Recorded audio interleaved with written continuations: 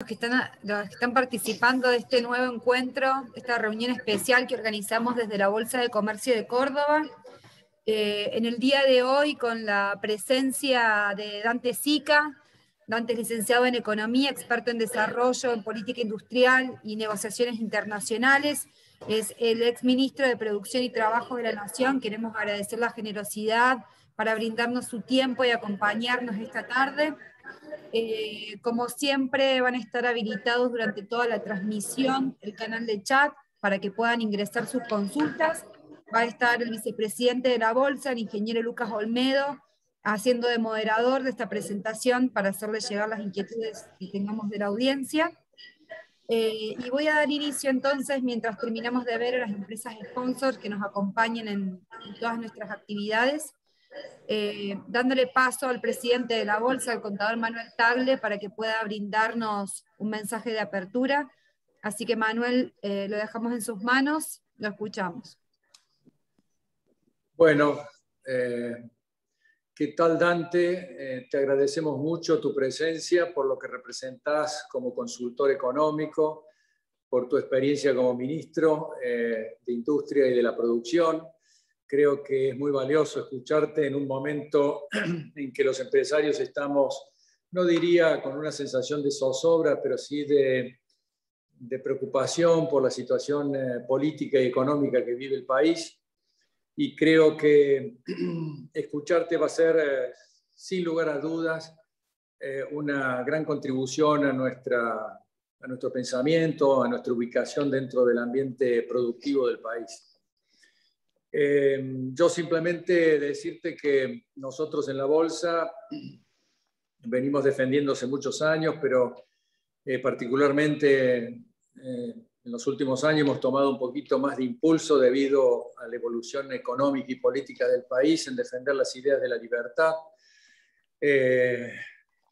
Esas ideas que nosotros estamos convencidos que van a llevar al país a resolver los grandes problemas que hoy lo aquejan, pero que hay una gran resistencia en la sociedad argentina y en la clase política a reconocer que esas son las ideas que van a resolver los grandes problemas argentinos.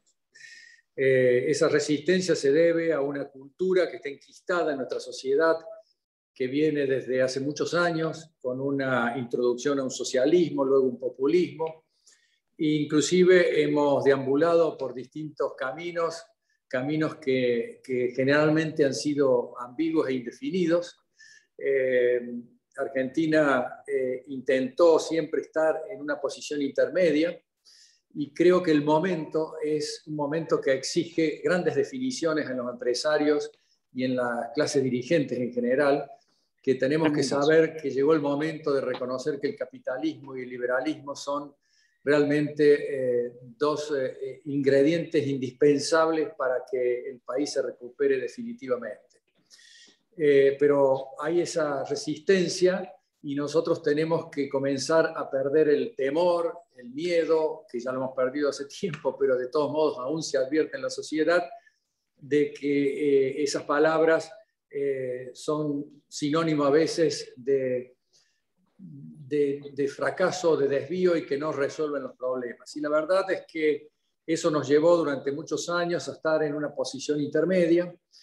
Por eso es que nosotros tenemos la famosa centro-derecha o centro-izquierda, que son inventos que hemos configurado nosotros para políticamente no generar cierta rispidez en el electorado o en la sociedad. Y en definitiva hay que reconocer que la centro-derecha al final termina siendo centro-izquierda y la centro-izquierda termina siendo izquierda. ¿Y por qué? Porque cuando uno introduce intervenciones en la economía por parte del Estado, esas intervenciones nunca son suficientes, cada vez se necesitan mayores dosis para doblegar las variables y por lo tanto lo que nosotros pensamos que es saludable, una pequeña dosis de intervención del Estado, termina siendo una importante intervención del Estado que asfixia el sector privado, asfixia el aparato productivo, quita el interés y el estímulo a las inversiones privadas y por lo tanto al desarrollo y al progreso, al empleo y por lo tanto al gravísimo problema de la pobreza que tiene la Argentina. Creo que tenemos que saber que nosotros, por supuesto, apoyamos las ideas que conformaron el gobierno anterior del presidente Macri, porque hay una consonancia con las ideas que defendemos, pero es cierto también que se criticó ese gradualismo que quizás fue un gradualismo demasiado gradual, pero en el fondo es imposible pensar en un sistema de shock en nuestro país. Creo que políticamente sería muy difícil, por lo tanto, lo que tendremos que pensar en el futuro es que tendremos que introducir nuestras ideas con un criterio gradual, pero firme, y con un ritmo lo suficientemente acelerado como para que den resultado lo antes posible y comiencen a generar los frutos virtuosos que tienen las políticas que estoy describiendo.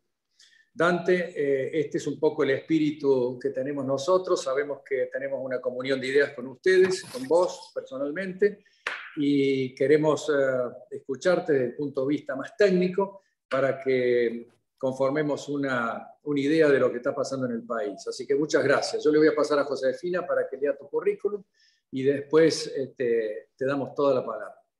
Muchas gracias. Gracias. Gracias, Manuel. Muchas gracias, Manuel. Pasamos entonces a presentar al señor Dante Sica. Es licenciado en Economía, experto en Desarrollo, Política Industrial y Negociaciones Internacionales. Como consultor permanente de organizaciones empresariales, cámaras y compañías internacionales, desarrolló experiencias en el Banco Mundial, el Banco Interamericano de Desarrollo y la Organización de las Naciones Unidas para el Desarrollo Industrial. Es además profesor adjunto de la Cátedra de Macroeconomía de la Facultad de Ciencias Económicas de la Universidad Nacional de La Plata. Se desempeñó como secretario de Industria, Comercio y Minería y como ministro de Producción y Trabajo de la Nación. Bienvenido, Dante, te escuchamos y gracias por tu acompañamiento. Bueno, al contrario, gracias Manuel por la bienvenida. Bueno, gracias Josefina también, Lucas también por la invitación. Realmente para mí siempre es un gusto y un honor compartir con ustedes y nada más en base a tus palabras y las cosas que planteaste, Manuel, ustedes han sido siempre, y Córdoba en especial, pero ustedes en particular han sido siempre de las instituciones que han mantenido un discurso, una trayectoria y han tenido también una exposición pública que no todas las cámaras empresariales han tenido. Entonces, todos sabemos que también hay un gran cuestionamiento a lo que es la debilidad de las instituciones y a veces el comportamiento del sector político, pero también a veces las cámaras empresariales, por un silencio a veces demasiado cómplice, de alguna manera también han sido parte del problema que vive el entramado productivo y la necesidad de tener instituciones fuertes. Así que hay que reconocer que en ustedes han tenido siempre una trayectoria, han mantenido siempre una posición y un discurso, y han hablado en los momentos que muchos también han callado, y eso a veces también, para los que estamos en la función, es un aliciente importante, tanto a favor como en contra, porque nos hace ver los errores y nos hace saber cuando estamos en el camino correcto. Así que les agradezco a ustedes también, y agradezco a todos los participantes de la Cámara la posibilidad de poder participar. Yo voy a hacer una presentación. Gracias, Dante. No, al contrario, Manuel. Yo voy a hacer una presentación, díganme si ahora ya todos la están viendo. Perfecto. ¿Están viendo? Ok. Un poco la idea de la presentación es, yo estoy trabajando ahora en la empresa que fundé, quedé ahora como asesor externo dentro del consejo, pero un poco la idea de tratar de mirar es las tensiones que existen y que estamos de alguna manera en este periodo entre los temas coyunturales y quizás la coyuntura hoy marcada por, si quieren, mirando 2 años atrás, la salida, lo que fue la recesión que empezó en abril de 2018 con el cambio de condiciones internacionales, un año, digamos, de alguna manera muy, muy desbordante en términos de lo que venía, y lo que fue después la pandemia, y cómo el gobierno atacó la pandemia, pero también en el marco de un proceso estructural mucho más largo de estancamiento que de alguna manera no agrava las condiciones en las cuales nos veníamos manejando. Por la disponibilidad de tiempo y para poder tener con ustedes un diálogo más rico, yo voy a hacer una presentación más conceptual y hay en el anexo toda una batería de números que en todo caso, en función de las preguntas, podemos ir viendo en la medida que surgen. Pero lo que primero o lo que estamos viendo y la pregunta que hay es, Argentina parece que vivimos en una especie de olla a presión y la pregunta de la coyuntura es, entre comillas, ¿esto cuándo explota? Es cuándo explota y si va a explotar. Y la pregunta es, si no explota, ¿por qué y cuáles son las condiciones? Claramente el corto plazo y esta idea de explosión está claramente relacionada en materia temporal con la llegada a las elecciones. Y el gobierno puede de alguna manera mantener las tensiones que viene generando durante todo este año. ¿Y cuáles son parte o cómo se explica de alguna manera esta presión que estamos teniendo? Por un lado, digamos, el gobierno ha cambiado a partir de diciembre del año pasado la hoja de ruta en términos de ya no un plan económico, sino de lineamientos de política económica. ¿Sí? Todos recuerdan cuando se decía que el famoso 28D en el gobierno de Cambiemos, esa famosa conferencia de prensa, había cambiado un poco las condiciones y las expectativas con respecto a los empresarios a rumbo a la economía.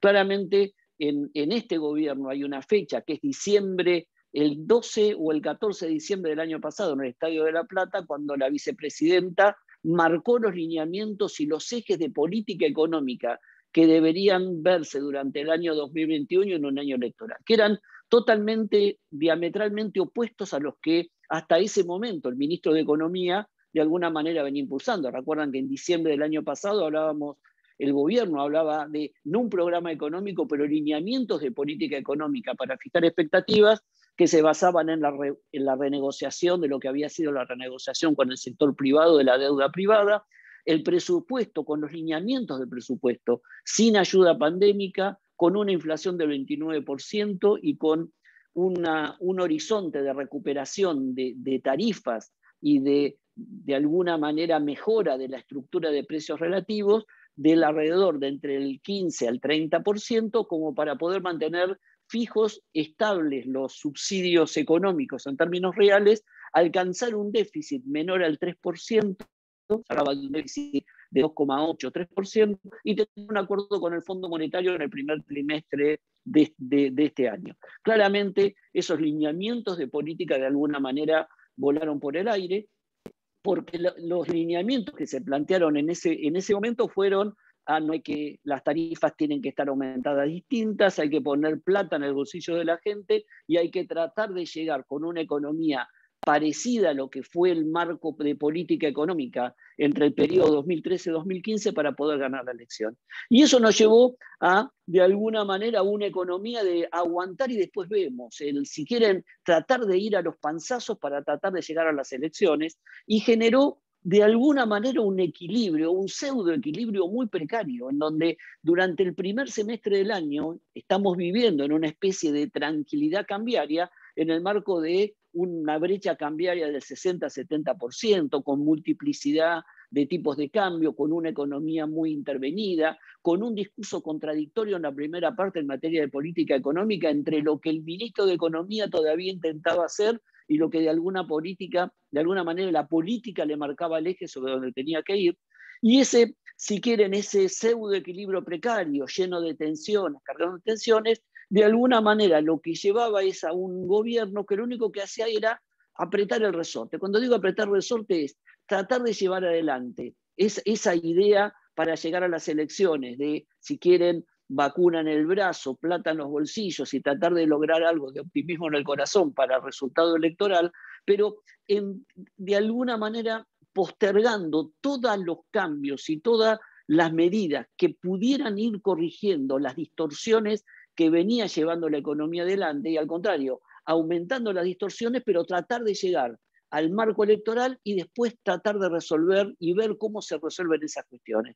¿Qué fue lo que de alguna manera, entre comillas, de alguna manera permitió en algunos casos seguir apretando el resorte y en algunos casos generaba duda o cambio de expectativa? Básicamente tres cuestiones. La pandemia, que sigue siendo una incertidumbre en términos del impacto que puede tener, porque hoy estamos viendo en el mundo que se empieza a despejar la mirada sanitaria y de la mano de lo que son los procesos vacunatorios, las economías comienzan a crecer. En Argentina, con una muy mala gestión de la política sanitaria, no solo vimos los costos que sufrimos el año pasado, sino la recuperación de alguna manera viene limitada o viene con algunas cuestiones limitadas por lo que es el proceso vacunatorio o el lento proceso vacunatorio, y una incógnita que tenemos hacia adelante que puede ser la variable delta, si esto de alguna manera puede volver a implicar algún tipo de restricciones o no, o puede generar algún tipo de interrupción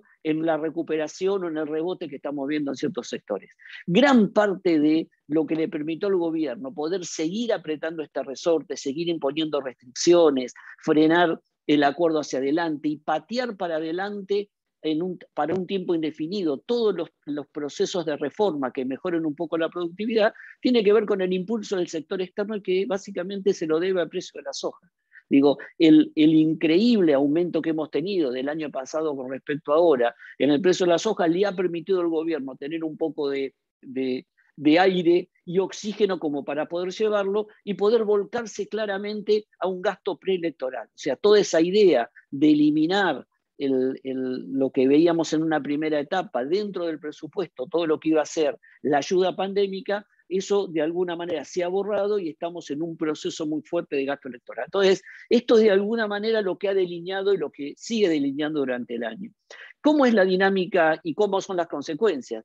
Claramente estamos en una dinámica de círculo vicioso, donde tenemos una economía muy indexada, donde la inflación de alguna manera no logra el gobierno controlarla, a pesar de estar en un contexto de represión de precios, precios máximos, precios controlados, precios en cuarentenados, atraso en el tipo de cambio, pisar tarifas, pero tenemos un proceso inflacionario con un piso muy alto que va indexando la economía. Sumado a eso, el aumento o el aumento en todo el sistema asistencialista, ¿no? La idea de tener que poner y mejorar el ingreso de la gente, en especial en esta segunda parte del año, para poder llegar con un mejor contexto económico al momento electoral, y esto claramente impacta en el déficit fiscal, y ese déficit fiscal en un contexto de un mercado de capitales solamente local, muy cerrado, con una expectativa muy baja con respecto al futuro de la economía, hace que el gobierno esté tomando mucha deuda interna y con un impacto que tiene una maturity cada vez más corta. No solamente está teniendo un problema de que no está consiguiendo todos los fondos necesarios, sino los instrumentos que le queda para poder financiarse son cada día más cortos, y la última licitación que hizo el gobierno, el plazo de vencimiento para esta renovación fue para el mes de octubre, pero está recurriendo nuevamente a la emisión. En una primera parte del año hemos visto que esta emisión había bajado y ha empezado muy fuertemente ahora. Esta emisión claramente repercute también en la inflación, repercute en la indexación de la economía, y es un círculo vicioso del cual hoy de alguna manera mantiene este, entre comillas, pseudoequilibrio, pero que está generando muchísimas tensiones al interior de la economía. Las consecuencias las vemos todos los días, y la vemos en una inflación que ya está muy lejos de la expectativa que teníamos en el presupuesto. Hoy la inflación está corriendo a una velocidad promedio del 50% anualizada con respecto al año pasado, muy por arriba de la meta del 29%, y ya las estimaciones con respecto a este año van a ser casi una inflación que va a estar en promedio entre el 47 al 49%. Una brecha que se mantuvo calma gracias a un super rulo financiero que el gobierno hizo. El gobierno tuvo una oportunidad en la primera parte del año para poder acumulado más reservas, sin embargo la usó para tratar de generar esta pseudo calma en el mercado financiero, pero llegamos ya a una brecha del 85% promedio, muy similar a la que teníamos en el famoso mes de octubre del año pasado, y es casi 3 veces y medio lo que era la brecha cuando recién se pusieron algunas restricciones en el año 2019, y un fuertísimo deterioro social. Argentina con esta última crisis y el impacto de la pandemia ha puesto más de 10% de la población nuevamente en un nivel de pobreza, y hoy tenemos una pobreza coyuntural que está casi en promedio, va a cerrar este semestre en 45%, pero que nos deja un piso de pobreza estructural de un 40%, tema que después vamos a ver. Si uno mira la perspectiva de lo que ha sido el año y hacia dónde estamos yendo ahora, perdonen que voy a mirar una cosita acá, uno diría que tenemos como el año dividido, ¿no? Lo mejor de este año ya ha pasado para el gobierno y para todos nosotros desde el punto de vista de la política económica, ¿no? El gobierno logró durante la primera etapa esta calma cambiaria y esta mejora en el margen, Digo, el rebote que ha tenido la economía, en especial en esta primera parte, todo lo que es la industria en la construcción, que fueron amesetando hacia el final del periodo y ahora empezamos a ver un rebote por la parte de la construcción, ha sido claramente esa mejora producto de la calma cambiaria que logró conseguir gracias a los precios internacionales que tuvimos en el contexto internacional. Esos precios internacionales permitieron casi un surplus de 11.000 millones de dólares. Piensen que las exportaciones pasaron casi, el año pasado cerramos exportaciones promedio en 60.000, este año vamos a cerrar casi en 72.000 millones, y no es más cantidad, es básicamente efecto precio.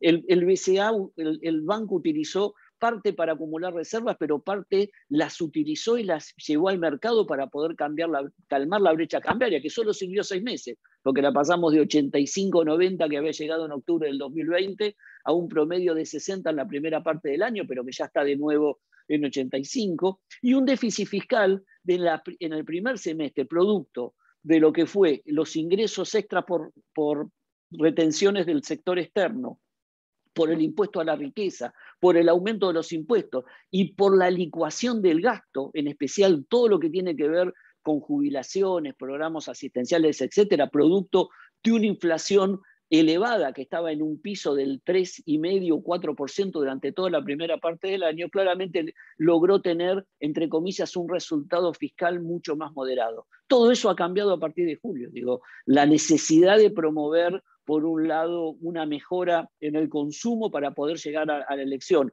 sumado a la política sanitaria, ¿no? La idea de vacunar como para poder llegar, ha desatado todo lo que ha sido las variables que se venían conteniendo, autorizando negociaciones paritarias arriba del 45%, aumentando fuertemente las transferencias, tanto para subsidios por tener pisadas las tarifas como para los programas asistenciales. Piensen que se está aumentando todos los programas en el programa Potenciar Trabajo con respecto al diciembre del 2019, hay 500.000 más de beneficiarios del programa, de un programa que tenía 500.000, estamos en 1 millón.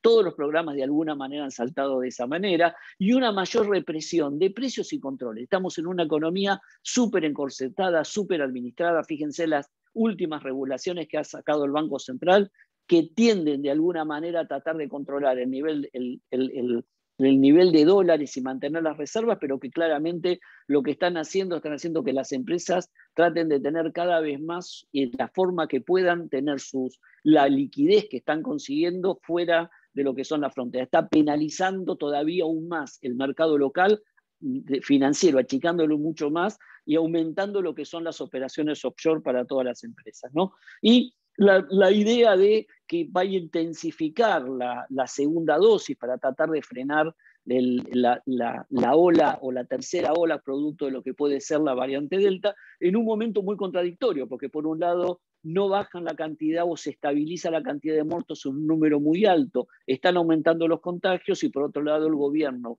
en pos de las elecciones, está abriendo muchísimo más las actividades. Así que tenemos una segunda parte del año con un escenario mucho más tensionado, por un lado, donde el gobierno quiere impulsar el consumo, tratando de aumentar los niveles de liquidez, pero por otro lado generando cada vez más restricciones para el funcionamiento de la actividad productiva. Claramente todas estas medidas, todo lo que esto de alguna manera está haciendo el gobierno, atenta contra lo que necesitamos para poder recuperar, por un lado, la inversión, y que la inversión genere empleo de calidad y crecimiento sostenido. Digo, nada de todo el conjunto de medidas que el gobierno está tomando de alguna manera mejoran las expectativas por parte de los empresarios o generan impactos en la estructura económica que puedan ser sostenidos más allá de lo que pueden ser las elecciones. Entonces, cuando vemos seguimos teniendo inversiones en un nivel muy bajo. Piensen que estamos en niveles por abajo del 15%, que por lo menos 15% es lo que uno considera necesario para poder reponer el capital que se desgasta todos los años, y estamos muy por debajo de todo el promedio de lo que es América Latina. Seguimos con las exportaciones estancadas. Es muy difícil que en este contexto, salvo precio, y estamos pensando que ya el año que viene vamos a tener precios que no van a tener el surplus de aumento que estamos viendo. Estados Unidos ya está de alguna manera reconsiderando el tapering, con lo cual vamos a empezar a ver cambios en la tasa de interés a nivel internacional, y esto va a afectar el nivel de precios de las commodities que estamos observando en este momento, a pesar de tener una buena atracción por parte de los principales países, pero con exportaciones estancadas alrededor de 63.000 millones. Este año tenemos un año extraordinario producto de precios, pero que no vamos a tener un impulso para crecer. Por lo tanto, sin impulso de las inversiones y con exportaciones estancadas, lo único que nos queda ver es el consumo, pero en el consumo lo que tenemos es salario real que ha caído. Si uno mira con respecto al 2017, el último año en el cual tuvimos crecimiento, estamos casi un 11% por debajo. Y esto es el sector formal de la economía. En el sector formal de la economía, que hoy son 4,5 millones de personas, claramente lo que tenemos es una caída del ingreso mayor. Por lo tanto, no vamos a tener empuje por inversiones, exportaciones estancadas y todo el anabólico que el gobierno quiere dar para impulsar el consumo, lo único que nos permite visualizar es un crecimiento magro muy por debajo del potencial que Argentina puede alcanzar. Y esto repercute en la caída del PBI per cápita. Estamos en una economía donde el PBI per cápita este año, a pesar del rebote, que yo creo que va a estar arriba del 7, entre el 7 y el 8%, vamos a estar todavía un 4% por debajo de lo que fue el prepandémico. Todos los organismos internacionales, hoy Brasil ya está creciendo por arriba del nivel prepandémico, Chile, Perú están creciendo por arriba del nivel prepandémico. La OCDE nos da que no vamos a llegar antes a Argentina quizás del 2024 y los informes que están sacando los organismos internacionales piensan que recién Argentina entre el 2023 y el 2024 puede recuperar el nivel pandémico. Por lo tanto, claramente estamos en una situación que, de nuevo, Argentina utilizó muchos instrumentos de ayuda en la pandemia que hicieron otros países, pero tuvimos un set de medidas, restricciones, cortes, etcétera, que de alguna manera castigaron mucho más y castigan los tres grandes fundamentals que tiene la economía como para poder recuperarse y para poder tener tracción.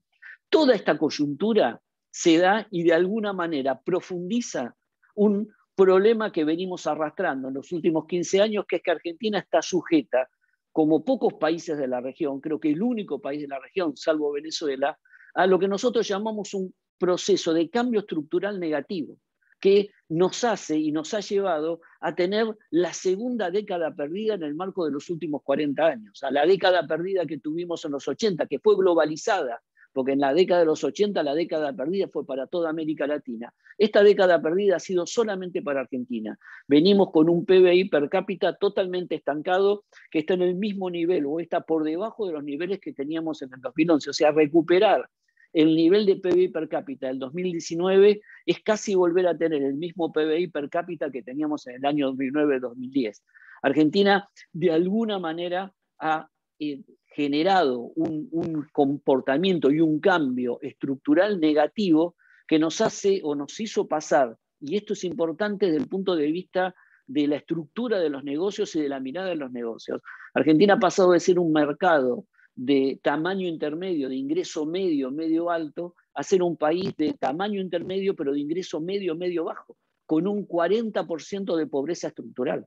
Digo, podrá mejorar, podrá haber una mejora. Este año, yo les decía, vamos a tener un 45% de pobreza, pero hay 5% de esa pobreza que puede ser explicada por precio de alimentos. O sea, si los precios de los alimentos mejoraran en materia tendencial, solamente el impacto que tendría la pobreza sería menos de 5 puntos.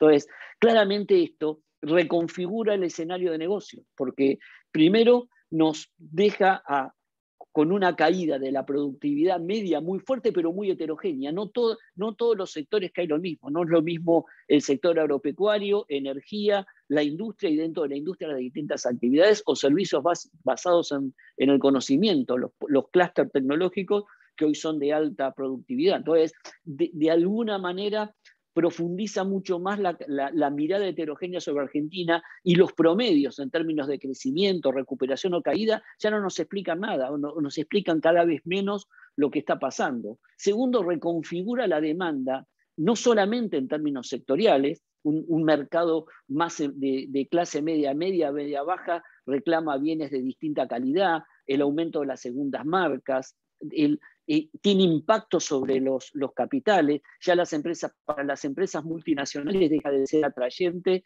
el mercado argentino en materia de inversión, porque la renta no le compensan todas las distorsiones, no solo los desequilibrios de la macro, sino todos los cambios regulatorios, pero no solo al capital externo, sino a los propios empresarios locales, cuando tienen que decidir inversiones en un marco de incertidumbre de política económica, con tantas restricciones, y un mercado que, salvo un nicho muy específico, no genera una renta tan importante, hay un cambio en el comportamiento. Y cambia la demanda también a nivel regional. No es lo mismo el conurbano bonaerense, donde los sectores medios y medios bajos son predominantes, que mercados a lo mejor del interior, que están más asociados a actividades que de alguna manera tienen una productividad distinta, lo que puede ser el agro, Córdoba, según la mirada de Santa Fe, según el distrito. Entonces, todo este impacto, más un mercado de trabajo cada vez más dislocado y las nuevas tendencias que deja también la pandemia, de alguna manera impactan sobre este cambio. Y esto es crucial porque, de nuevo,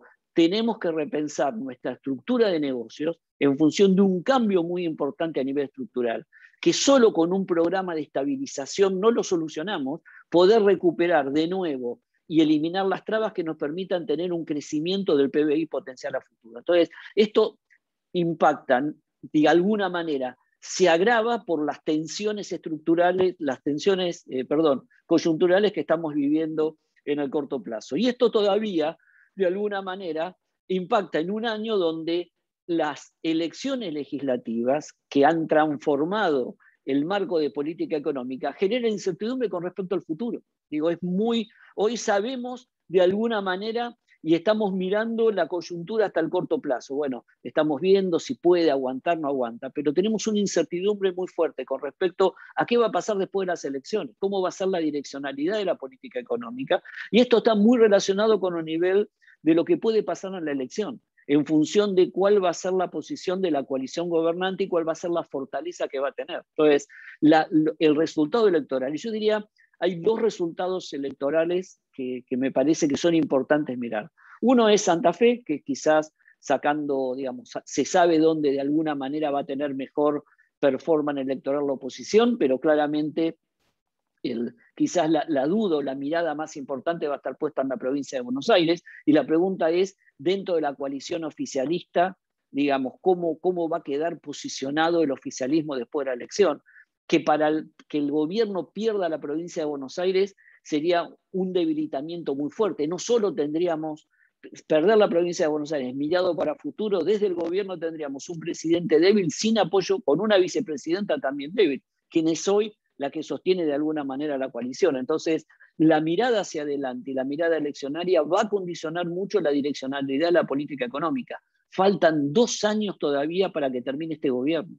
Y parece que estuviéramos en una elección de final de ciclo, solamente haciendo una política económica para tratar de llegar y para poder aguantar. Creo que desde el punto de vista electoral, desde el punto de vista del poder institucional, la relación de diputados y senadores, yo diría que en principio la elección no cambia mucho, salvo, creo que en diputados puede mantenerse el equilibrio que estamos viendo ahora, y donde tenemos que mirar con mucha atención es el Senado. Hay mucha probabilidad de que el gobierno pierda, o el oficialismo pierda, la posición mayoritaria que tiene en el Senado. Y ahí la clave básicamente son dos distritos. Es cómo se comporta básicamente Santa Fe y cómo se comporta Chubut. Si el oficialismo pierde en Chubut porque va el peronismo dividido, si el oficialismo pierde en Santa Fe, también tiene un peronismo dividido, pero muy cuestionado la actividad de Perotti, puede ser que los senadores que se pierdan en Chubut, que pierdan Santa Fe, y hay que mirar la elección de Corrientes, puede ser que el oficialismo pierda entre 5 y 6 senadores y con eso pierda la posición de mayoría en el Senado. Lo más probable hoy, cuando uno mira las elecciones, es que quizás pierda entre 3 senadores, que eso se tendría una mayoría pero mucho más exigua, y de alguna manera podría equilibrar y poner cierto freno a algunas cuestiones del punto de vista institucional en el marco normativo. Por otro lado, lo que va a determinar es la tendencia. Lo que tenemos que mirar es, bueno, cómo va a salir parado el gobierno para poder llevar adelante y con un vacío tan fuerte en la autoridad presidencial poder llevar adelante los próximos años. Todo un poco los mercados están mirando eso y los empresarios están mirando eso. ¿Cuáles son las expectativas, los resultados electorales y cómo puede ser el impacto básicamente en las elecciones, que lo podemos ver después en las preguntas? Pero ¿cuál es un riesgo? El mayor riesgo es el riesgo de la radicalización, que puede ser cuanto mejor le vaya al gobierno, cuanto peor le vaya al gobierno, ¿no? En términos de jugar una carta mucho más radical desde el punto de vista de la política económica. Pero claramente el resultado electoral va a condicionar la dinámica de la elección. ¿Qué es lo que tenemos que pensar y lo que mirar para adelante? Que a pesar, digamos, independientemente del resultado electoral, básicamente hay 4 fuentes de desequilibrio que el gobierno no puede desatender y que van a condicionar el rumbo de la política económica. Un elemento importante es la cuestión política. ¿Cuánto poder le va a quedar al oficialismo para poder llevar adelante los 2 años que le quedan? ¿Y cuánto poder va a tener la oposición para poder frenar cualquier intento de radicalización que pueda tener el gobierno, ¿no? Como ya viene pasando en estos últimos 2 años? Entonces, claramente, las fuentes de desequilibrio que de alguna manera frenan al gobierno es, por un lado, la política cambiaria, ¿no? Digo, el gobierno va a tener que, 2 minutos más y voy cerrando, o 5 minutos más y cierro. Uno es la política cambiaria. Vamos a llegar con un atraso cambiario con respecto a diciembre de casi 12, 13 puntos. El gobierno, ¿qué va a hacer? ¿Va a hacer una devaluación de una vez? ¿Va a mantener o va a aumentar el crono impact todos los meses? Claramente el problema financiero, o sea, el gobierno tiene que resolver después de las elecciones, tiene que tener una regla cambiaria, tiene que redefinir la regla cambiaria en términos no solo de la multiplicidad de tipos de cambio que claramente vamos a seguir con control, sino tiene que decidir cuál es la regla cambiaria. Segundo, tiene que tener una regla en términos de política monetaria y financiera. Hoy la emisión es la única fuente principal de financiamiento y la deuda, y tomando deuda en el mercado local, y cada vez con plazos más cortos que se renuevan con tasas de interés más altas y con una maturity más corta. Claramente el déficit fiscal, y elaborado con el déficit fiscal, es cómo va a firmar y cuándo va a firmar el programa con el fondo, referido tanto a los 2 temas. Y básicamente el otro gran fuente de desequilibrio es la condición social. Digo, cada vez más empieza a tener un mercado mucho más segmentado y una mayor presión básicamente de los movimientos sociales. Si miramos, nosotros pensamos que vamos pensando el año que viene, creo que el escenario más, de alguna manera, el escenario base más probable es el gobierno va a tener que tomar algunas medidas, y parte de ese programa va a estar supeditado al resultado electoral, pero claramente el gobierno no puede no tener un acuerdo con el fondo. Ahora, va a tener que tener un acuerdo con el fondo medianamente razonable, por varias cuestiones. Primero, porque no puede pagar lo que tiene que pagar el año que viene. Claramente, no podemos entrar en default, no tiene condiciones políticas para entrar en default. Por lo tanto, el gobierno va a ir a un acuerdo con el fondo. Seguramente ese acuerdo, de alguna manera, puede ser que el gobierno, de las pretensiones que tiene, consiga algo de reducción de tasas. Va a ser un acuerdo dentro de los límites de 10 años, pero también tiene que ser un acuerdo, recuerden que tiene que estar con consenso de la oposición, porque tiene que ser votado después en la legislatura.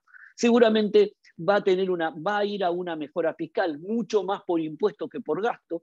El gasto, más que todo, lo va a licuar vía inflación, porque vamos a seguir en un régimen de estanflación para los próximos años, con un piso de inflación muy alta. Va a ser muy difícil si no hay un programa si no hay un programa de estabilización fuerte, que el gobierno pueda bajar fuertemente la tasa el año que viene, y parte del trabajo de ajuste fiscal lo va a ser la tasa inflacionaria, licuando el gasto social, licuando salarios y licuando jubilaciones, y claramente el gobierno va a tratar de aumentar impuestos. Seguramente retocará impuestos a las ganancias, tratará de prorrogar el impuesto extraordinario a la riqueza por un año más, etcétera. Según el resultado electoral van a ser los márgenes de maniobra que tenga. Y claramente va a tener que seguir administrando las tensiones de una economía claramente intervenida y administrada. No hay margen desde el punto de vista del sector externo, a pesar de un acuerdo con el fondo que libere pagos a organismos internacionales, de que el gobierno pueda de alguna manera aumentar el flujo de dólares hacia el sector privado. Por lo tanto, va a seguir administrando una economía tensionada. En ese contexto, es muy difícil pensar una economía que pueda no seguir rebotando. El año que viene las actividades de servicios van a estar más liberadas, sino una economía que pueda recuperar niveles o mejorar las expectativas para recuperar un crecimiento potencial a mediano plazo que empiece a abatir claramente el principal problema que tenemos, que es la pobreza y la falta de generación de empleo de calidad. Entonces, vemos un año que seguramente este año puede rebotar un poquito más del que estamos viendo, pero muy limitado el crecimiento a futuro, una tasa de crecimiento que no va a poder, de nuevo, ni incorporar los que están quedando fuera del mercado, ni generar un cambio o un quiebre en el crecimiento potencial hacia adelante. Pero esto es esto va a tener que pasar. Un acuerdo con el fondo, tratar de tener cierta nominalidad, un acuerdo razonable, va a tener que sentarse con la oposición en el marco de un acuerdo con el fondo, porque tiene que aprobarlo en diputados y senadores. Insisto, es imposible pensar que esto no pase el año que viene, y me parece que va a ser el escenario más probable. Ahora, ese escenario no cambia las expectativas en términos de aumento de inversiones o crecimiento potencial. Vamos a seguir con inversiones bajas, exportaciones estancadas y solo el push que pueda dar un poquito de alivio desde el punto de vista del consumo. Y ya para terminar, solamente como para mirar algunas cuestiones, desde el punto de vista de los empresarios hay desafíos muy fuertes, porque en el marco de esta todavía inestabilidad macro, lo que tenemos que responder es a la agenda que nos deja la pospandemia, no solo en Argentina, sino a nivel mundial.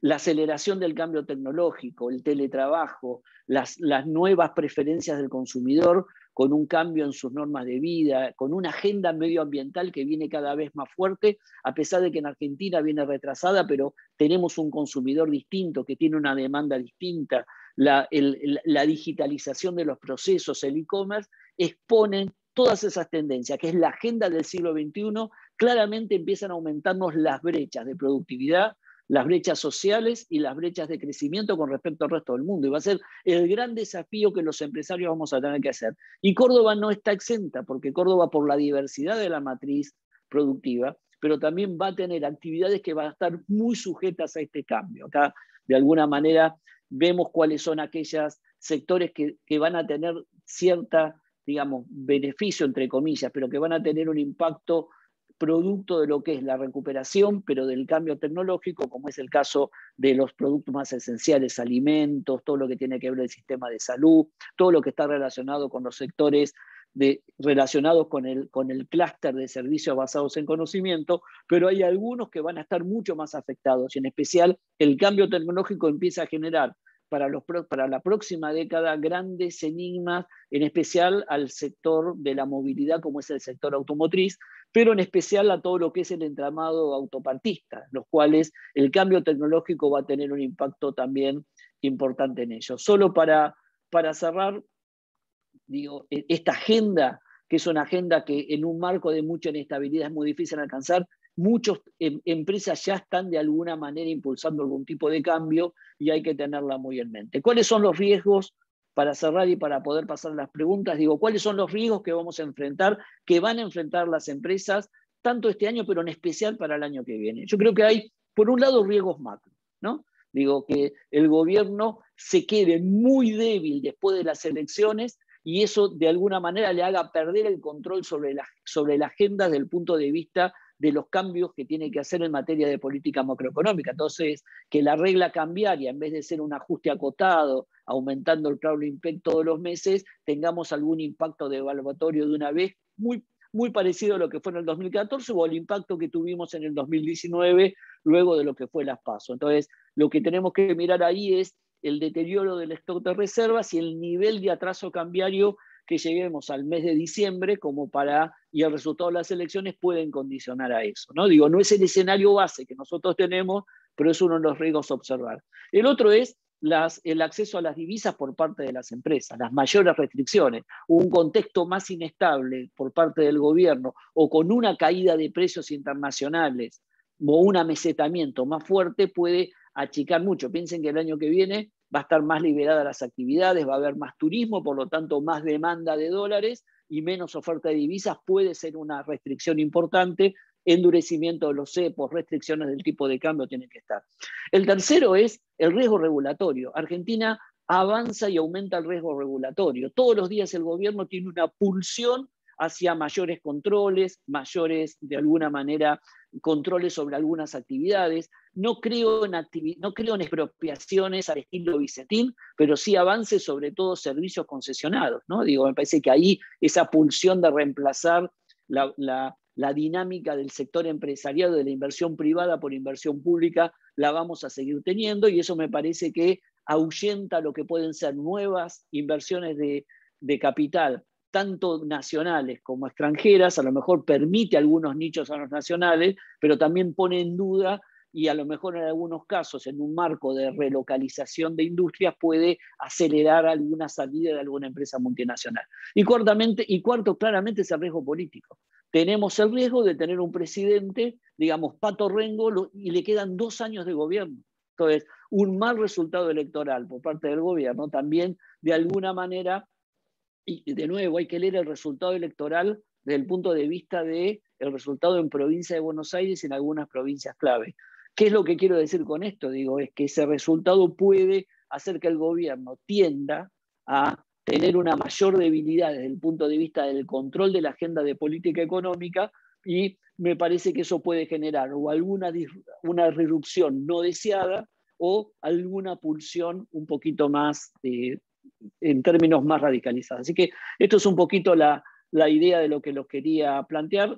Perdonen si me extendí un poquito más, pero podemos, si quieren, ir a preguntas, a la parte de preguntas.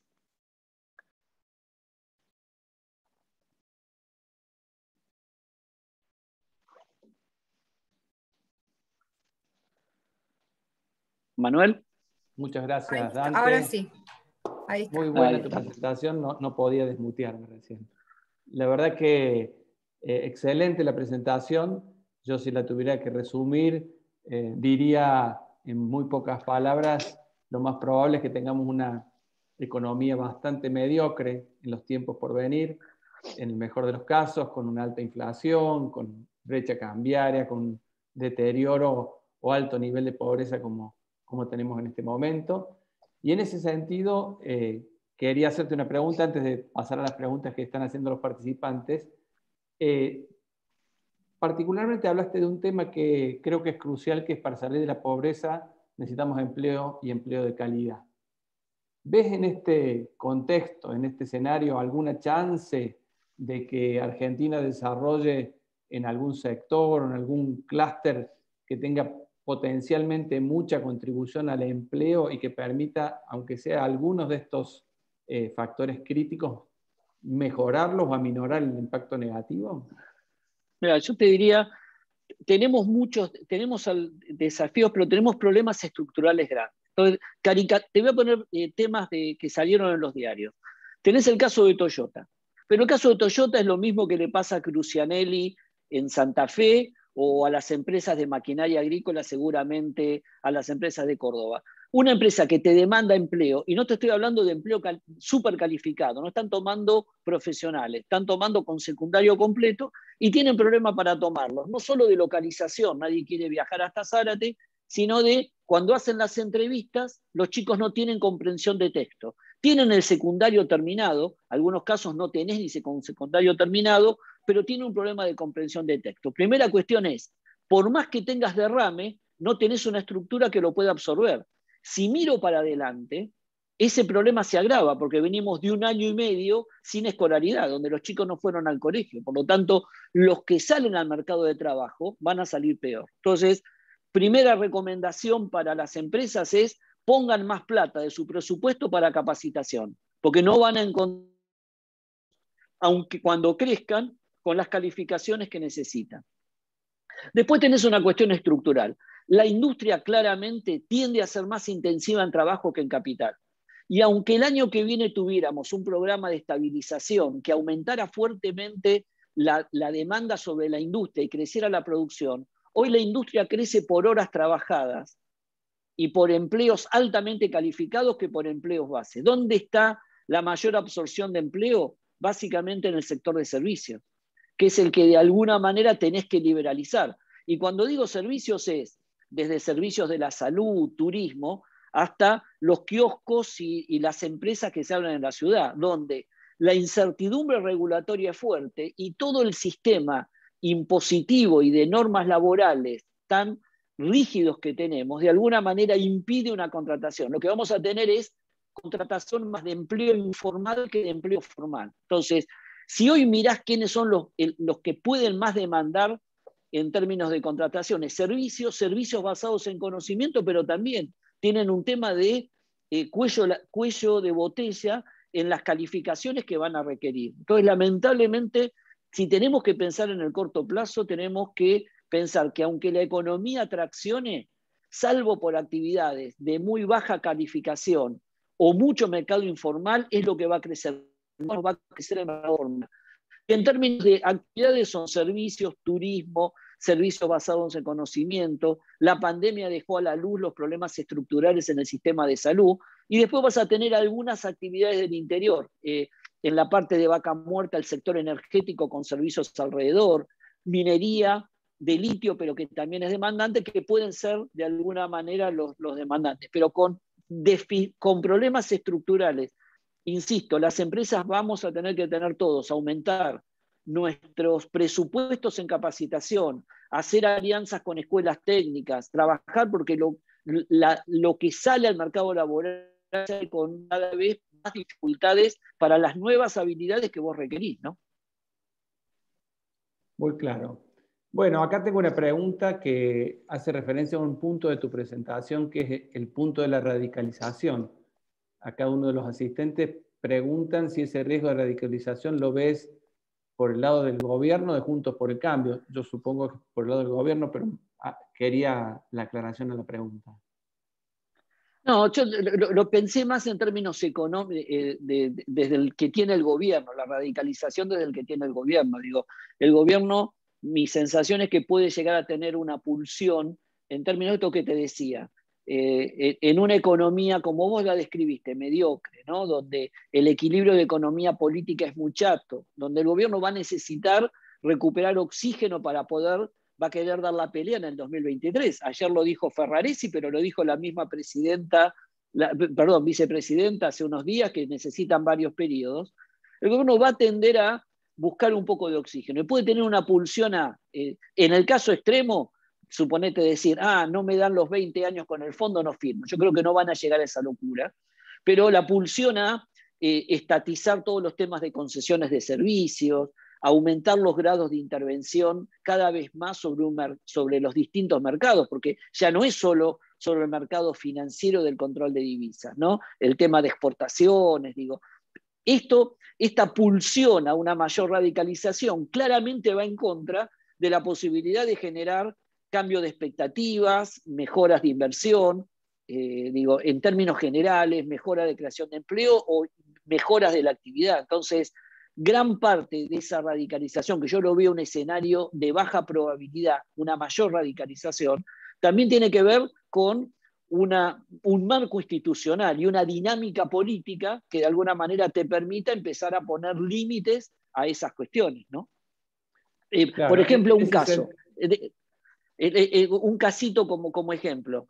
Acordate que en la época de Moreno no te daban las licencias de importación y nadie iba a la justicia a reclamar, ¿te acordás? Porque tenían miedo de que le saquen después la habilitación de ser importadores, porque tenían mucho más poder institucional. Hoy las empresas tratan de no ir, pero cuando van, hay más de 5.000 presentaciones judiciales para liberar importaciones, y de alguna manera están saliendo. En ese sentido, hay uno de los asistentes que pregunta la pregunta por lo contrario, es decir, pienso que viendo esto del 2023, dicen tenemos que hacer algo distinto para llegar con fuerza. Entonces, la pregunta es, ¿ves alguna chance de que post elecciones ellos tomen un sendero un poco más racional para llegar con alguna chance en el 2023 dentro de un marco de un país un poquito más razonable? ¿O lo ves como muy bajo? Yo te diría que yo creo que el gobierno va necesariamente. Mira, yo tenía un profesor en economía que decía, en economía sabemos lo que va a pasar, no podemos decirlo cuándo y en qué forma, ¿no? Y en qué orden. Pero Digo, lo que desarregla el Estado, el mercado, tarde o temprano lo corrige. Por lo tanto, vos lo que tenés que tratar es que la política económica lo corrige. Entonces, en términos de indicadores, ¿qué es lo que por lo menos esperamos? Claramente el gobierno no puede no firmar el acuerdo con el fondo en el primer trimestre del año. Te diría antes de marzo, que es donde tiene que desembolsar 4.500 millones de dólares que no tenemos. Cuando digo que no tenemos como país. Por lo tanto, va a haber un acuerdo con el fondo después de las elecciones y antes del mes de marzo. Seguramente va a haberlo. Va a tener que hacer, ese acuerdo tiene que tener el apoyo de la oposición, porque acordate que hay una ley, lo exige el fondo, pero hay una ley que se votó el año pasado que dice que el acuerdo tiene que aprobarlo diputados y senadores. Por lo tanto, algo de conversación va a tener que haber con la oposición con respecto a los lineamientos del acuerdo. Seguramente el gobierno el año que viene va a tener que hacer algunas medidas, algunas desagradables para nosotros, los que estamos de este lado, que es, va a aumentar algunos impuestos porque quiere mejorar el tema fiscal, pero va a licuar el gasto porque lo va a tener que licuar por la inflación. Entonces, con todo eso yo creo que no es que te va a mejorar la expectativa para tu proceso de inversiones, pero te quita el riesgo de una disrupción no deseada. Salvo que la elección sea un resultado catastrófico para el gobierno o sea un resultado catastrófico al revés, de que gane por mucho y el empresariado se retraiga. Pero veo al gobierno más tratando de tomar medidas que, de nuevo, no me van a generar una disrupción en lo que venimos viendo en la inversión, no me van a hacer volar las exportaciones, pero por lo menos van a dar cierto margen para seguir, empujando a los panzazos, seguir con esta economía mediocre, pero para tratar de tener alguna, si querés, alguna chance de pelea electoral en el 2023. 2 años falta. 2 años, digo, y la economía tiene que seguir funcionando. Ahora, esto no quiere decir que a todos le va a ir pésimo. Seguramente va a haber nichos. Ahora, lo que pasa es que tenés que luchar contra la agenda de corto. Va a haber alguna oportunidad, pero tenés que pensar que todavía tenés que hacer cambios ante una agenda de cambio tecnológico que te interpela todos los días. Los comercios, por ejemplo. El que no tiene e-commerce va a perder una parte de sus ventas en los próximos años. Sí, eso es una realidad que en todas las industrias lo estamos viendo. Hay una pregunta muy interesante de Gabriel Cáceres de Infonegocios que pretende una comparación. O sea, que dice concretamente, si en el 2023 la oposición vuelve al poder, ¿cómo ves el escenario de partida comparando con 2019? ¿Cuál sería tu mirada en ese sentido? Yo tengo la siguiente presunción. Yo creo que Argentina no va a tener explosiones, entre comillas, tipo 2001, que no digo la del año pasado, que fue producto de un fenómeno ajeno a la economía, ¿no? Que fue la pandemia y que generó esa cuarentena absurda y eterna que tuvimos durante el año pasado. Pero claramente la economía en términos estructurales va a estar mucho peor que en el 2019. Pero no comparo con el 2019, comparo con el 2015. Mi sensación es que en el 2023 va a haber mucho más convencimiento en términos de la población de que ya no hay margen para seguir inventando parches en la política que estamos haciendo. Y que de alguna manera ya la recesión que empezamos a sufrir en el 2018 y el impacto de la pandemia y esta agenda nueva que se acelera a nivel mundial, de alguna manera nos empieza a quitar esa fantasía de que haciendo un parchecito podíamos seguir para adelante. Con lo cual creo que va a haber más volumen político para hacer lo que se tiene que hacer, que es no solo un programa de estabilización importante, de nuevo, no solo un programa de estabilización macro, sino acompañar de entrada con reformas micro que empiecen a cambiar la tendencia. Cuando hablo de reformas micro, hablo de modernizar el sistema laboral. Y no es la gran reforma, porque cambió tanto la dinámica de los negocios, que antes uno decía, como la estructura de negocios era similar, tenía que reformar el sistema laboral. Ahora tengo que pensar un modelo nuevo, porque hay formas de trabajo nuevas, formas de integrar los procesos nuevos. Entonces creo que hay un paquete de reformas macro y un paquete de reformas micro del primer momento. Hasta te diría que algunas deberían estar en la Constitución, porque tienen que ser reformas, yo lo llamo, por lo menos los denomino tipo blockchain, ¿no?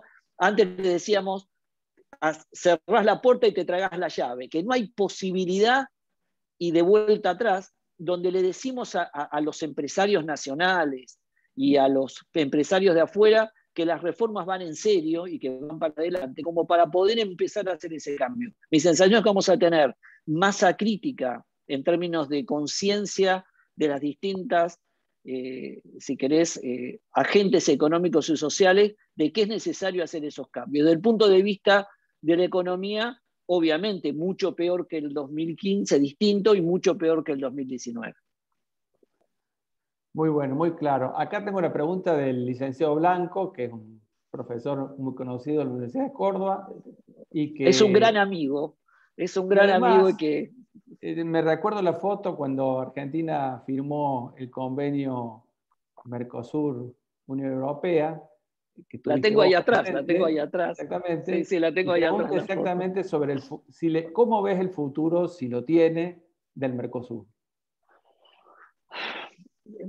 Si uno mira claramente, el Mercosur funciona cuando Argentina y Brasil van de la misma línea. Cuando vos compartís la mirada. Yo creo que el Mercosur dio mucho y está estancado hace 15 años.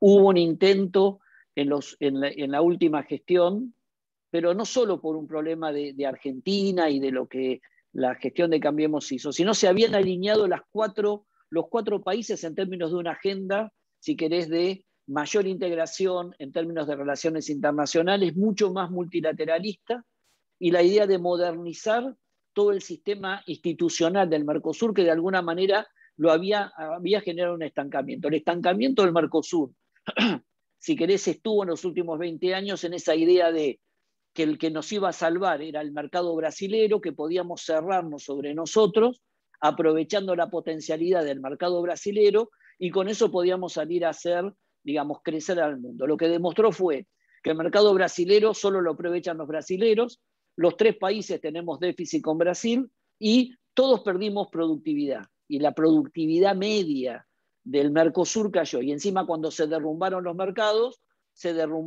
perdimos relevancia. Entonces, una agenda de mayor integración al mundo, de más acuerdos, era importante. Hoy, lamentablemente, lo que tenemos son 3 países de un lado y uno del otro.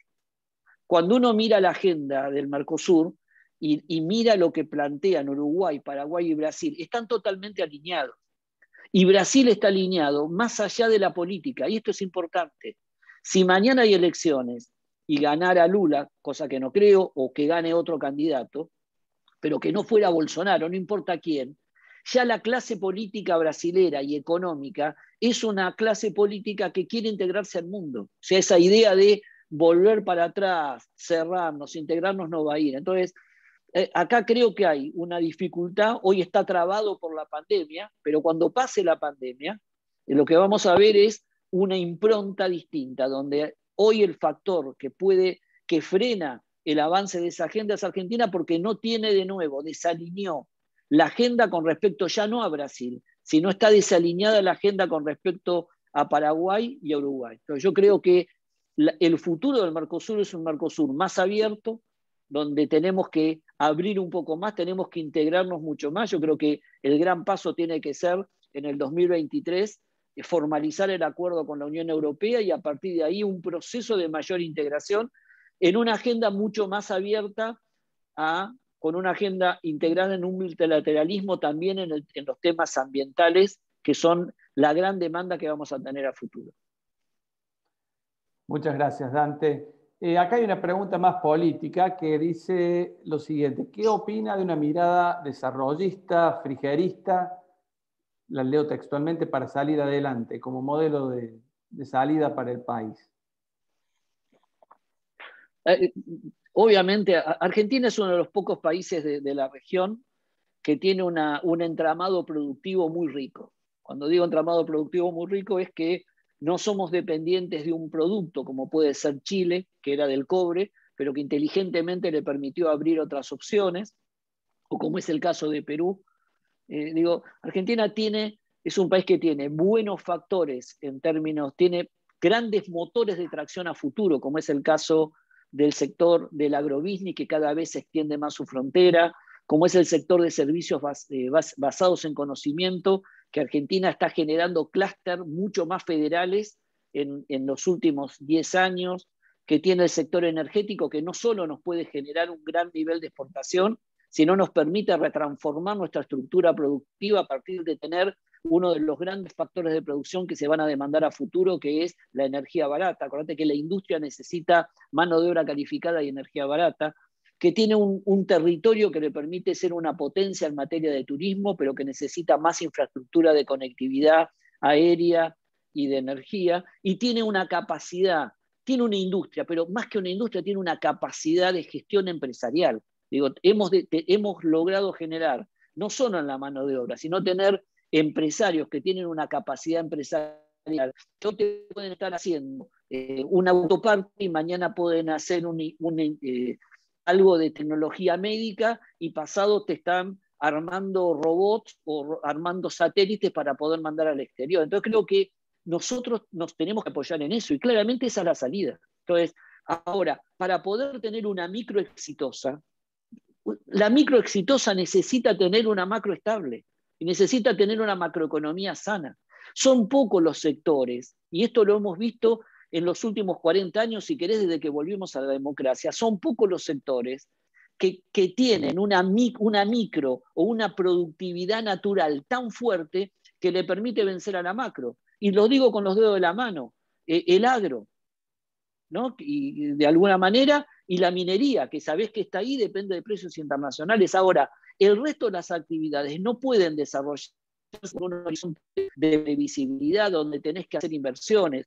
Si quiero hacer cerezas o quiero hacer manzana y pera en Río Negro y quiero cambiar la matriz productiva, tengo que tener un horizonte a 15 años, tengo que tener financiamiento. La macroestable, ¿qué significa? Significa tener una moneda. Si tengo moneda, tengo un mercado de capitales. Si tengo mercado de capitales, tengo inversión. Y si tengo inversión, tengo empleo.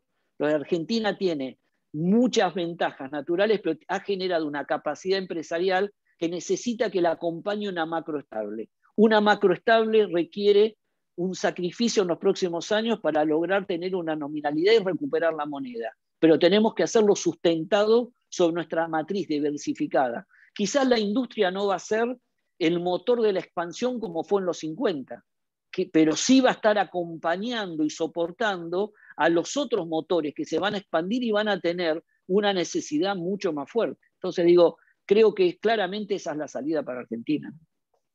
Me surge una consulta con respecto a lo que acabas de decir. ¿Cuál es el tiempo mínimo que considerás para que tengamos una macro medianamente estabilizada? No de primer mundo, pero medianamente estabilizada. ¿Cuánto le llevaría a un programa? Si uno mira las experiencias de México, yo te diría, mira lo que pasa. Veamos el barrio, ¿no? Porque tampoco nos vamos a...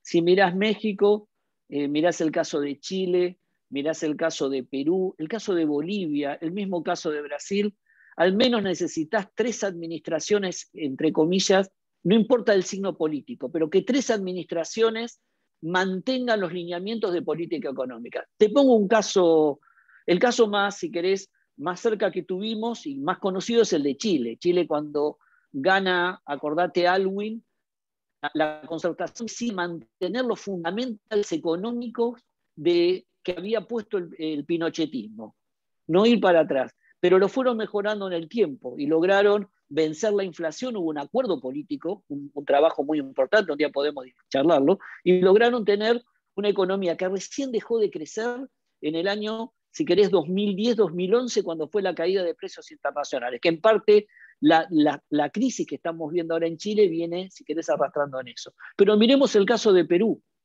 5 presidentes hubo en los últimos años, uno se suicidó, uno está extraditado, otro está preso. Pero tuvieron el mismo presidente del Banco Central. Y Castillo ahora, que es un loco que no sabe para dónde va, le pidió al presidente del Banco Central que se quede, porque es una garantía de estabilidad en Perú. Entonces yo te diría, las experiencias es que uno, no es que tenés que esperar 3 administraciones para bajar la inflación, pero para decir que realmente estabilizaste la economía es un periodo de 3 administraciones. Ahora, uno tiene que hacer el trabajo desde el primer día para lograr que en la primera parte, en los primeros 4 años, logres tratar de llegar a un dígito, pero que después se mantenga estable, ¿no? Digo, no es llegar a un dígito y que al otro año vuelva a estar en 2. Nosotros venimos de casi 25, 30 años. Pensá que en los últimos, del 2010, 2009-2010, al 2016-17, al 2017 estuvimos en un promedio de 25% anual. Y saltamos ahora a un promedio de 40-45 anual. Entonces, tenemos que lograr, con paquete de reforma, ya no solo macro y micro, abatirla y llegar. Todos los países que lograron hacer esto hicieron dos grandes cosas, que no son menores por ser 2, pero son muy importantes. Tuvieron estabilidad monetaria y fiscal, regla fiscal y estabilidad monetaria y competencia en los mercados. Es una receta muy simple, pero que hay que trabajar. Así es. Bueno, ya vamos cerrando enseguida porque me queda poco tiempo, pero tengo una pregunta con respecto a las restricciones cambiarias. La pregunta es si pensás cuáles van a ser los sectores que se van a privilegiar en el tema disponibilidad de divisas e importaciones hacia adelante, que seguramente en un escenario restrictivo el gobierno va a estar mirando con mucho cuidado a quien le otorga dólares. Yo te diría que en general el criterio siempre ha sido, o vienen manejando, es insumos, partes y piezas y bienes de capital, teóricamente deberían tener prioridad.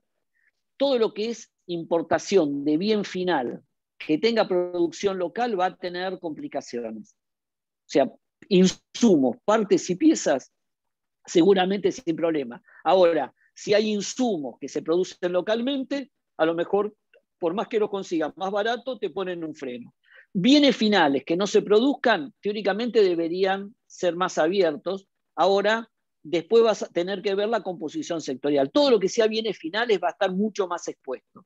O porque tiene competencia local, o porque lo consideran suntuarios, o porque van a priorizar partes y piezas o insumos. Vos fíjate ahora, la industria automotriz está teniendo problemas. Está consiguiendo lo justo para las partes, con lo cual mantiene algunas con, si querés, el agua o el suspiro al cuello, el proceso de producción, porque están siempre, ¿viste? Le entregan la autorización al límite de que se queden sin stock, y son industrias, pongo la automotriz porque es la que trabaja más just in timing, ¿no? La que más, de alguna manera, tiene un proceso acotado, pero está teniendo problemas con los autos. Entonces, hay demanda, pero no hay autos, ¿no? Digo, y comprás lo que hay, no lo que querés. Va a pasar mucho eso. O sea, vamos a un sistema administrado donde las restricciones van a ser mayor, y aunque estés en los procesos o en los sectores en los cuales tenés prioridad, seguramente va a haber cola, y donde de alguna manera va a estar muy limitado el ingreso de bienes finales, ya sea producidos o no producidos. Clarísimo. Bueno, te hago la última, agradeciéndote todo el tiempo, Dante, y tu disponibilidad. Es una pregunta bastante técnica. Discúlpame. La última antes pasa eso. Ojo, que si nuestra estimación es que se ameseta el ingreso de dólares, no van a entrar dólares del sector externo, y aumentan la demanda de dólares porque va a aumentar algo el turismo, ojo no solo con el tema de autorizaciones para importar bienes o piezas o insumos, ojo con el pago de los dividendos al exterior. Puede ser pago de dividendo, intereses o deuda. Puede ser que el gobierno a lo mejor o el central puede ser, no digo, pero en el caso extremo que te imponga también de nuevo alguna otra reestructuración de deuda con el exterior, ¿no? Sí, muy probable. Bueno, la última que te quería hacer tiene que ver con el mercado financiero, y es si ves posible una intervención en los CDRs, como se hizo ya en el mercado de contado con liquidación. La inventiva de este gobierno para poder controlar todo lo que han sido los mercados es infinita, y lo estamos viendo todos los días, ¿no? Lo que están haciendo es aumentando mucho el valor y la capacidad también imaginativa de los operadores privados para evadir todos los controles que está teniendo. Todas las medidas que ha tomado hasta ahora, lo único que están logrando es que cada vez más el ahorro local quiera irse offshore, ¿no? Y es más, este mes van a tener un problema con las últimas intervenciones, que muchos que tenían fondos en el exterior, que tenían que traer ahora para pagar los adelantos de ganancias y bienes personales, etcétera, no saben cómo hacerlo por las restricciones. Yo no creo que lleguen hasta el tema de la CDR, pero pueden llegar a hacerlo. No les demos más, más ideas, porque pueden llegar a hacerlo en el caso de que llegado a las elecciones tengan un panorama de deuda más apretado. Bueno, Dante, pero hoy no lo veo que esté en el menú de temas, pero si se les aprieta mucho más el balance, podrían llegar a hacerlo. Bueno, en lo personal, muchísimas gracias. Ha sido un gusto, como siempre, conversar con vos. Y le paso la palabra a Josefina, pienso, para el cierre de la actividad de hoy. Muchísimas gracias. No, al contrario, Lucas. No, al contrario. Muchas gracias a ustedes. Adelante, Manuel. Josefina. No, ¿Cierro? agradecer. Sí, cierre, por favor, agradecer a todos y los esperamos en la próxima actividad. Bueno, gracias Josefina, gracias Dante, gracias Lucas. Realmente muy apasionante la conversación, el intercambio de ideas. No solamente no nos defraudaste, sino que realmente superaste las expectativas, Dante, porque realmente necesitamos conocer un poquito tu opinión sobre lo que estamos viviendo. Con respecto a algunos últimos comentarios que me surgen de tu misma exposición, creo que hay incertidumbres que venimos manifestando desde el punto de vista económico, que están vinculados con las intervenciones del Estado, con todo lo que significan los controles, etcétera, las prohibiciones. Pero ahora se ha incorporado el ingrediente político, que es que tenemos un factor político que está generando desconfianza por su actitud, por su falta de credibilidad, por su falta de ética y de moral en algunos aspectos, que indudablemente conspiran contra la imagen del país y la actitud de los inversores. Eso también hay que tenerlo en cuenta con visión de futuro. Y por supuesto que nosotros tenemos que derribar ciertos mitos en el país, ese famoso mito de que el consumo puede reactivar la economía, es sabido, pero indudablemente que lo prioritario es estabilizar la economía, la moneda, para que el consumo y la reactivación sean consistentes, porque si lo hacemos a través de un estímulo al consumo, obviamente no es consistente ni sustentable. La estabilización es lo más importante en el país y es lo que vos acabas de describir como que es un proceso que tiene que consolidarse. Y cuando vos hablas de 3 periodos, me parece que es tal cual, la experiencia así lo indica, pero sí creo que para dar algún optimismo a los que nos están escuchando, me parece, no sé si lo ratificarás vos, es que los síntomas de un proceso de estabilización creíble y consistente empiezan a percibirse bastante antes, la sociedad empieza a tener una mayor confianza y eso empieza a generar un círculo virtuoso que es muy positivo antes, por supuesto, de terminar con el proceso de estabilización. Y bueno, también hay otro mito que es que el mercado o el Estado es otra cosa que nosotros aún debatimos, que el mercado no es tan eficiente y por lo tanto el Estado tiene que intervenir, y a la larga lo que está pasando en el Mercosur, Argentina se tiene que retirar del Mercosur, como acabas de describir, porque no tiene consistencia económica ni tiene una competitividad posible en su estructura económica para afrontar la apertura económica del Mercosur. Y esto es lo que requiere, por supuesto, transformaciones muy importantes en los próximos años. Y por último, para terminar, creo que el resultado electoral nos va a llevar a una radicalización del gobierno, sea cual sea, porque yo creo que si el gobierno gana las elecciones o le va más o menos bien, va a sentir que el proceso que están llevando a cabo es el razonable y por lo tanto el que les ha dado el éxito, y van a intensificarlo, radicalizarlo. Y si llegan a perder, casualmente van a decir que es por no haber sido demasiado o lo suficientemente drástico con el proceso de controles y de intervenciones en la economía para controlar esta situación política. Bueno, Dante, estas son unas últimas reflexiones. Si querés agregar algo y te despedimos, te agradecemos mucho y seguiremos en contacto porque creo que es muy valioso mantenernos en contacto contigo. No, al contrario, gracias Manuel, gracias Luca, gracias a todos los que participaron. Sé que el desafío que tienen como empresarios, que tenemos como empresarios, es grande.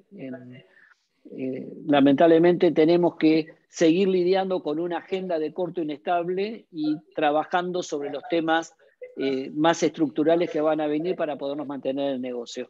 No hay una dicotomía, como vos decías, Manuel, Estado-mercado.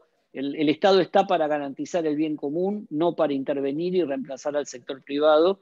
Tenemos que fortalecer un Estado más eficiente, que tenga una capacidad de adelantarse y trabajar con regulaciones modernas. Vamos a tener desafíos de cambio tecnológico, desafíos ambientales, desafíos laborales, desafíos culturales dentro del manejo de nuestras propias empresas, que tienen que ir de la mano también de estas mejoras en la economía. Así que creo que ustedes como bolsa son un faro importante para las empresas, y me parece que podemos y tenemos que trabajar en ese sentido. Así que nuevamente les agradezco y a disposición para cuando me requieran. Gracias, Dante, y un saludo a todos y muchas gracias por participar en estos eventos que creo que nos ayudan y nos enriquecen a todos. Muchas gracias a todos. Chau, Gracie, te veo ahí. Hasta luego.